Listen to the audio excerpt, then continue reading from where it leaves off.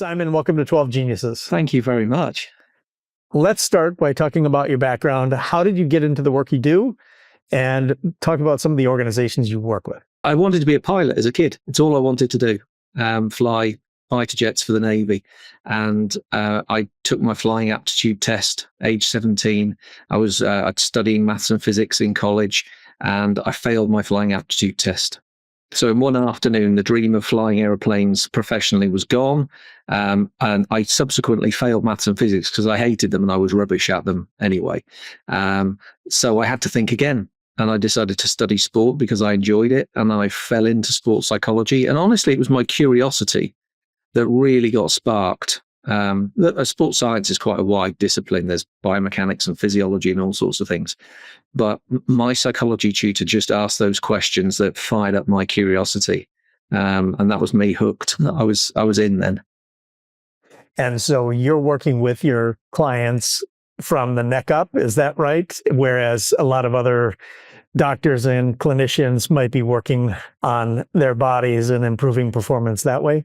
Yeah, that's it. The sort of top 6 inches. I call it the space between our ears. Yeah. Yeah. Okay. And just out of curiosity, what grabbed you about this field? Being in Europe, I work quite a lot in soccer, have worked in soccer a lot over the years. And I remember a penalty kick that was taken. It was the final penalty kick of a World Cup final. Roberto Baggio, It was Roberto Baggio, yeah. Yes, yeah. I remember in it. the USA.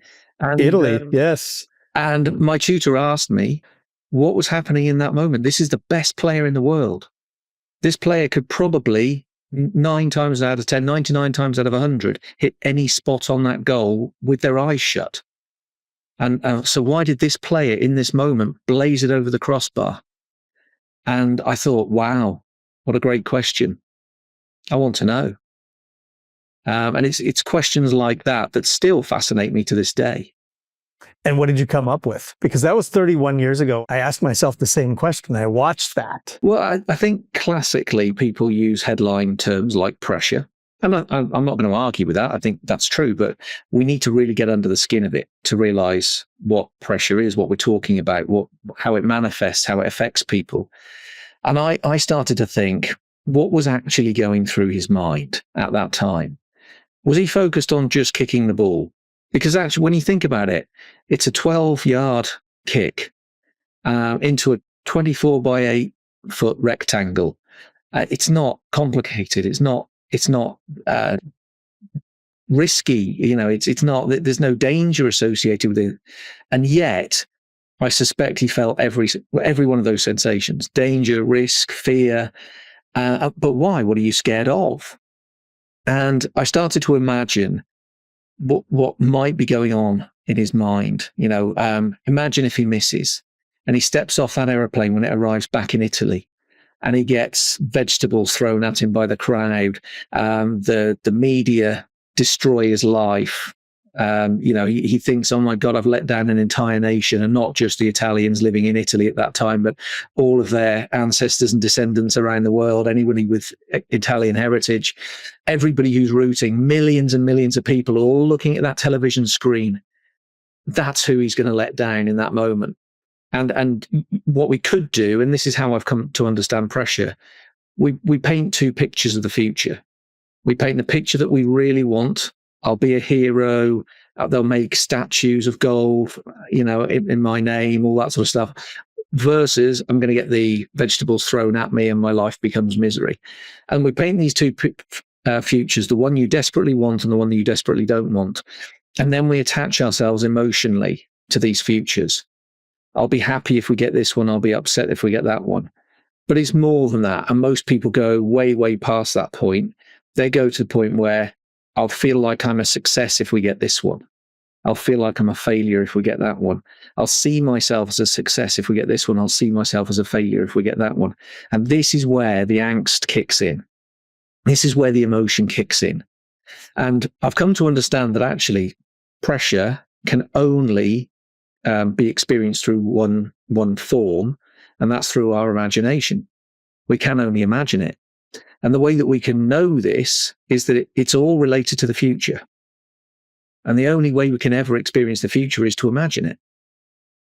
So if we understand that, pressure is imaginary, and yet we still feel it.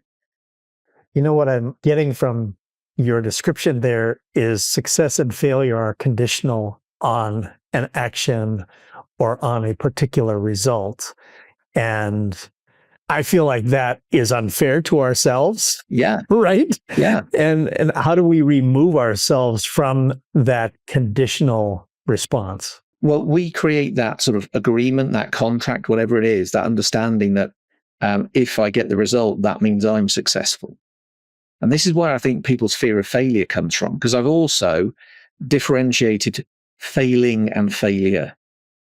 Failing is the act of trying something that doesn't work. Failure is the way that we see ourselves, because we never say the words, I am a failing, do we? We say, I am a failure. And so that's connected with our identity. And therefore, if we create those, put those equal signs in, we put them there. They didn't exist. I mean, society often encourages us to put those equal signs in there. Other people do it. It's one of those socially accepted things, but we don't have to. We could create a different contract. And personally, my own view of success, I like to see my own success through a different lens. I would describe it as not seeing it through my achievements, what I've attained, achieved, goals that I've hit or anything like that, but by looking at who I am, not what I do. Am I a good human being? Am I a good person? You know, can I look at myself in the mirror and be content with who I am? Am I happy in my own skin? And, you know, if I can tick those boxes and relate success to that, it's now not conditional on scoring the goal or missing the goal. It takes a whole lot of wisdom in order to arrive where you just brought us. And when you're 22, they have to be working with somebody like you in order to get them there. I can remember one of those sort of those moments where the penny dropped and the light bulb came on in my head.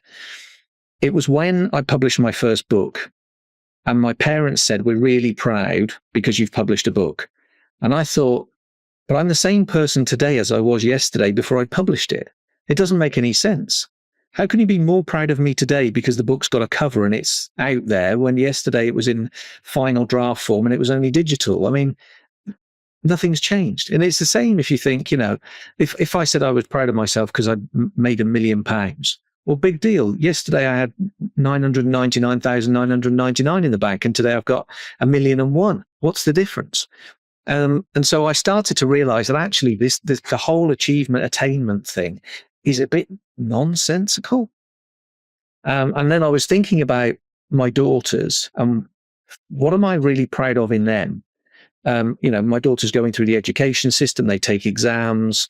Sometimes they do sports contests and there are trophies and prizes and medals at the end of them. Am I really proud of them for the grade that they got in the exam, or whether they got a gold or a silver or a bronze trophy or whatever? No, that stuff makes no difference. I'm proud of them because they're kind, because they're generous, because they've got humility, because they work hard. That's the stuff I'm proud of. That makes them a good human being. Doesn't matter what color medal they pick up.